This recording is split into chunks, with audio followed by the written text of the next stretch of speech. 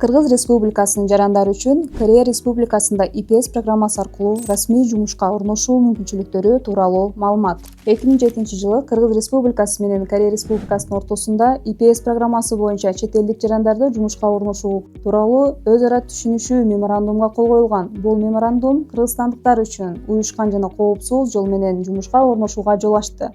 Бул программага кимдер катыша алат? Бул программага төмөнкү талаптарга жооп берген Кыргыз Республикасынын 18 жаштан 39 жашка чейинки жарандары, ошондой эле Е9 жана Е10 визалары менен Кореяда 5 жылдан ашык жүрбөгөн, Кореядан депортацияланбаган жана түз окурдугу жок жарандар катыша алат.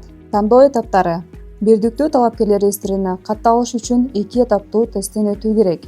Биринчи этап корей тилин билүү деңгээлин аныктоо боюнча тест. Экинчи этап skill тест, физикалык даярдыктарды текшерүү жана маектешүү.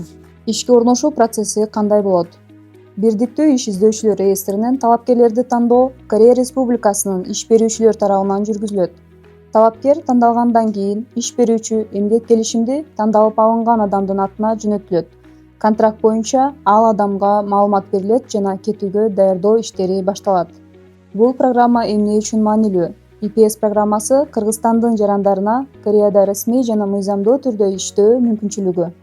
Жарандарды чет өлкөдө ишке орноштуруу борборунун расмий мигрант чекит KG сайтынан жана социалдык тармактарда info chekit migrant chekit KG баракчасынан катталуу боюнча жаңылыктарга көз салып туруңуз.